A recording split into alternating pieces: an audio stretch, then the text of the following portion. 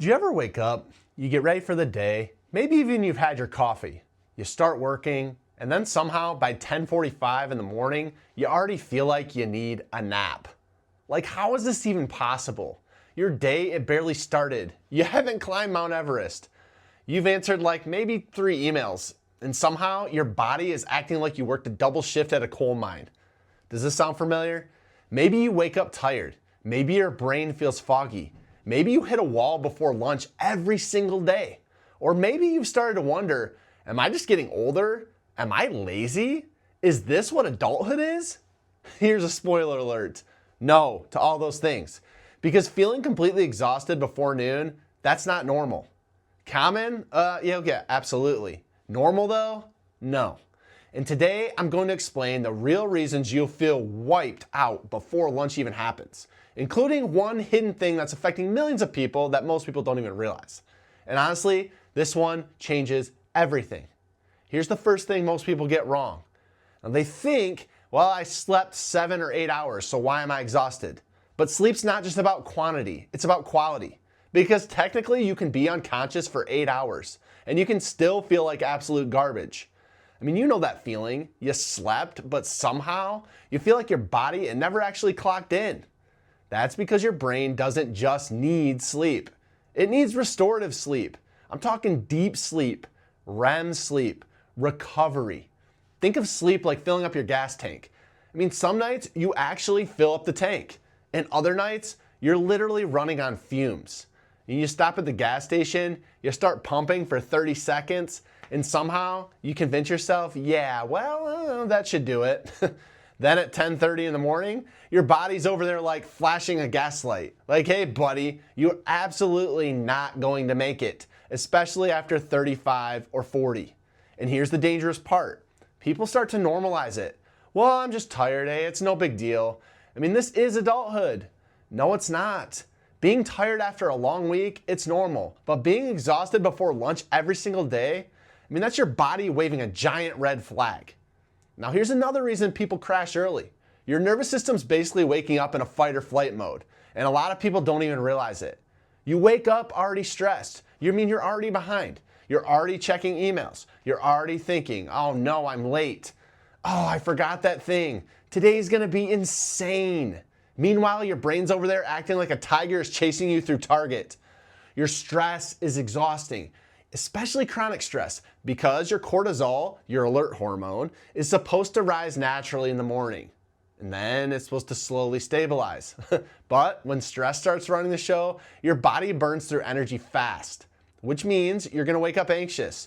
You push hard all morning long, and by 11, your body basically says, yeah, I'm gonna need a little time out here.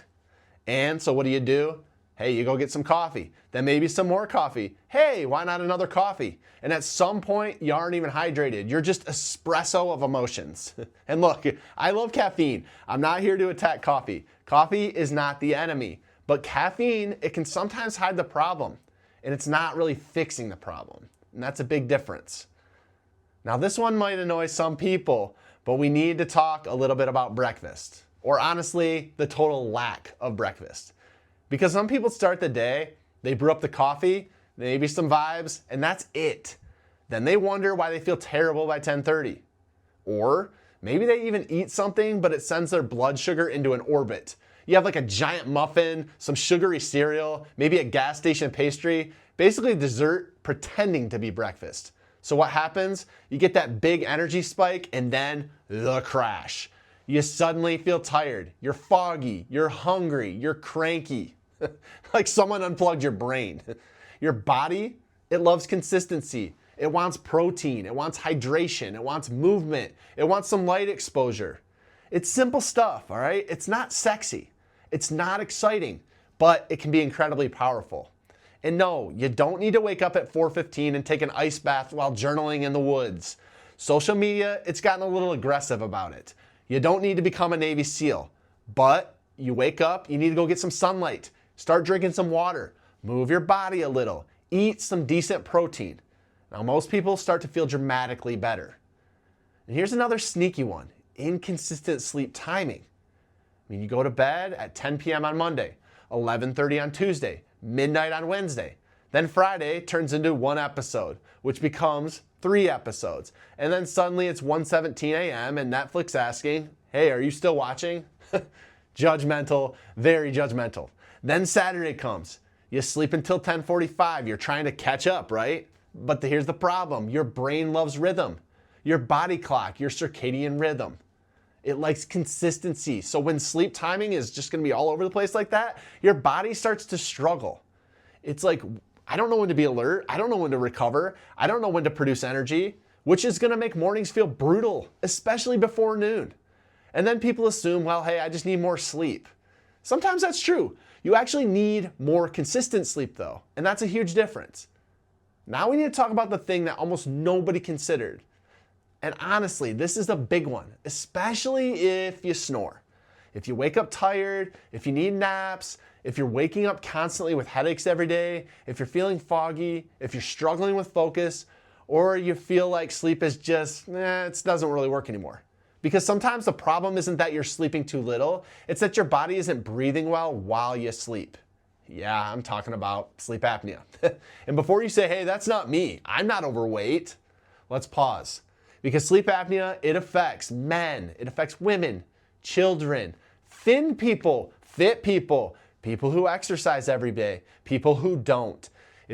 We've seen marathon runners with terrible sleep apnea. I've seen skinny people that snore like chainsaws.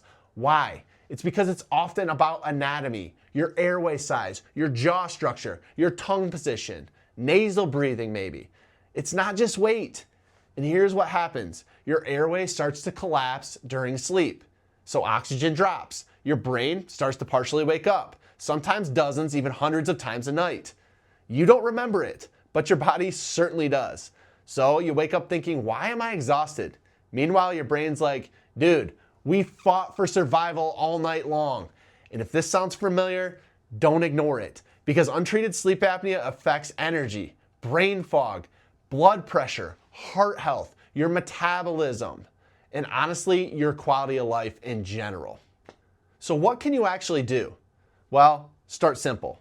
This week, I want you to protect your sleep schedule. Try keeping your bedtime and wake up time more consistent. Get some morning light. Morning sunlight can help reset your body clock. Hydrate before you drink your coffee. Your body's been fasting all night. And eat protein because it helps stabilize your diet. All these things matter. And if you're tired before noon every single day, that's going to deserve some attention. And if you snore, you wake up tired, or your sleep always feels broken, please, please, please look into it. Because being exhausted all the time, it's not a personality trait. You're not lazy. You're not broken. This is not something you should just have to accept. If this video helped, make sure to subscribe because we break down the science of sleep in a way that actually makes sense. And if you're in North Carolina and you're tired of being tired, whether it's snoring, exhaustion, poor sleep, insomnia symptoms, or possible sleep apnea, my team at Parkway Sleep helps people figure this stuff out every single day. Because life feels a whole lot better when you stop feeling exhausted before noon. We'll see you on the next video.